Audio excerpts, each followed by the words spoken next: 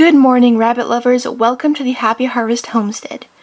It has been a few weeks since I set up our winter pen for our meat rabbit grow-outs, and a lot has happened during that time. Today, I will be updating you on all of it.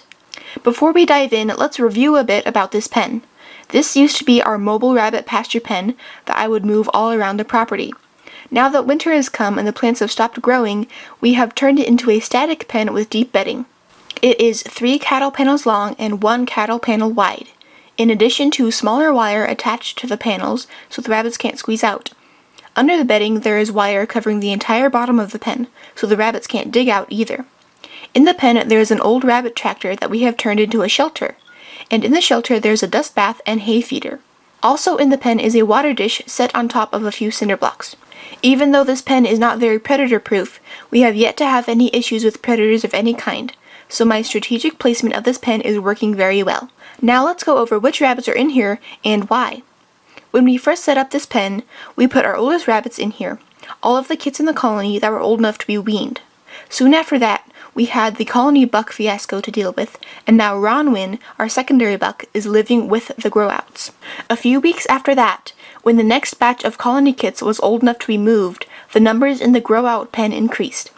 As was expected, some of the older kits caused a few minor scuffles when the new rabbits intruded onto their territory. But no injuries were sustained, and things settled back down quickly. In a few hours, the old rabbits had accepted the new rabbits completely. Ever since then, things were pretty much business as usual in the grow-out pen. We have been having to adjust to the extra bedding required for keeping 2 rabbit colonies clean. It seems we are constantly adding straw to our shopping list when we go to town. Because of this extra expense, lately I have been trying alternative bedding options, thus the dried leaves and shredded paper you see in the pen. Recently, the oldest batch of kits in the grow-out pen have reached their 3-month birthday. This means that the oldest does now have reached the earliest possible age they might be able to breed. Because these rabbits are meant for meat and not for breeding, we don't want any litters from these does. So we had a big weighing, gender checking, and separating day. After I weighed all the rabbits, I made this notebook thing of everyone's weights. I have separated the kits by parents, and then the ones who are all the same color that I can't tell who is who are in their own category. So I thought it'd be interesting to share with you how they've been growing so far. I did not do a very good job of marking when I weighed them the first time, when I first put them in the pen a few months ago, but it was sometime near the end of November. So Acrobat's second litter, was around 2 months old.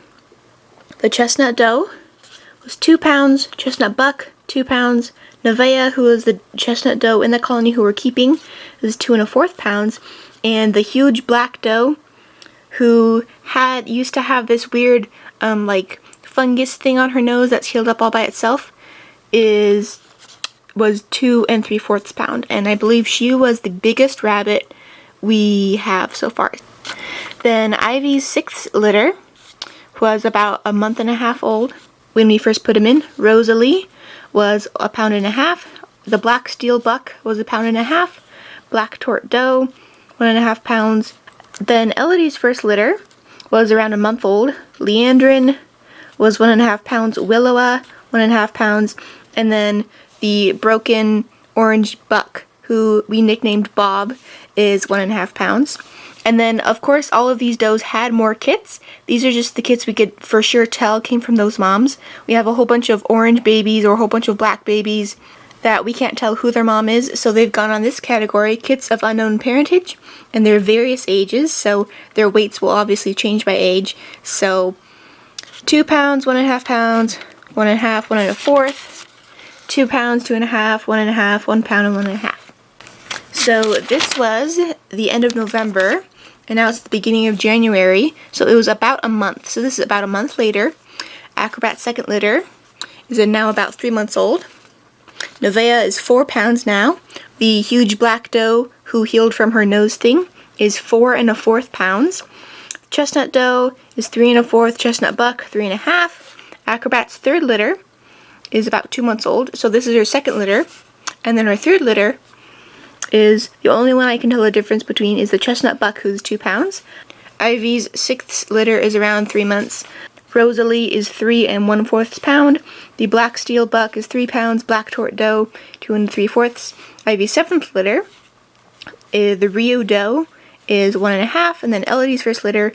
I did not get a chance to weigh Leandrin. Willowa is 3 1/2 pounds. Bob is 3 1/2, and then the kits of unknown parentage.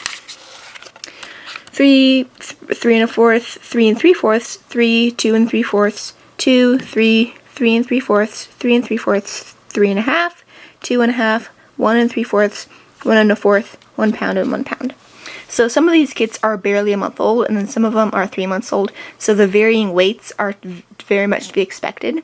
And then these 2 does are really big, and so that leads me to believe that they're very old, so that's why I put perhaps they belong to Acrobat, but because I don't know for sure, I didn't put them in this one, because I can't tell them apart. I can just tell maybe by their weight.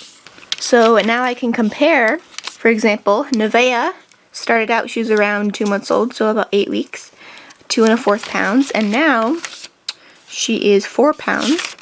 So she gained about 2 pounds in 1 month. And then our huge doe, she was 2 3/4, so that's almost 3. Now she is, where is she? 4 1/4, so she gained about 1 pound. And then Willowa was 1 1/2. And now she is 3 1/2, so she gained 2 pounds. So for being on a mostly hay, all natural diet with no pellets, they're growing pretty fast, and they're actually growing, which is always really good. I will have to butcher them much later than the people who are feeding pellets usually do, but I'm okay with that, and I'm really excited that they're growing. Hopefully in a few months we'll finally be able to butcher them. But one bad thing about recording all the weights is that now I want to keep more rabbits. The huge doe, who is from Acrobat's litter, she is started out being the biggest, and she's continuing to be our biggest doe at 4 1/4 pounds. So I kind of really want to keep her, even though she's black, and we already have 2 black rabbits, so the coloring we'll get from her babies won't be really unique or different, and it'll be hard to tell her apart from the other does in our colony already who are her same color. And the fact that she had that weird nose issue, it did heal up all by itself. I didn't do anything, she cured it herself, and she's really big, so part of me wants to just keep her and see if her babies have that weird nose thing, so she may be staying. But I am very glad that Nevaeh, she's about around 2nd place at 4 pounds, so she's growing pretty fast as well, so I'm glad about that.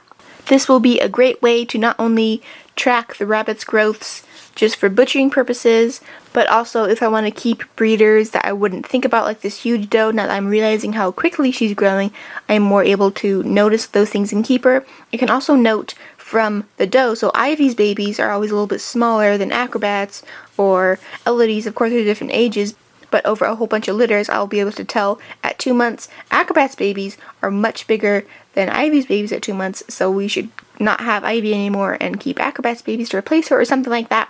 This will also really help me as I am choosing a replacement buck for Ronwin. Since he has proven he is not good with new does in the colony, I'm going to replace him with one of his sons, and now I'll be able to see which of them is growing the biggest, so I can take that into consideration as I choose a buck to replace him. So this will be really good, a really good tool in the long run, and it's already proving its worth now. I wish I had started recording weights and things earlier. It took me a while to get a good scale, but overall I am very pleased with how these kits are growing. After weighing all the rabbits and checking their genders, then adding a mark on their ear with a Sharpie, blue for boys, red for girls, I took all of the 8 oldest does out of the pen and put them in a separate rabbit tractor. Now the main pen houses Ronwin, our secondary buck, the oldest buck kits, and the youngest wean kits of both genders. When the younger does still in the pen reach 3 months old, I will separate them out as well. But for now, they are perfectly fine to stay in with all the boys. So that is the complete grow out update. Thanks for watching!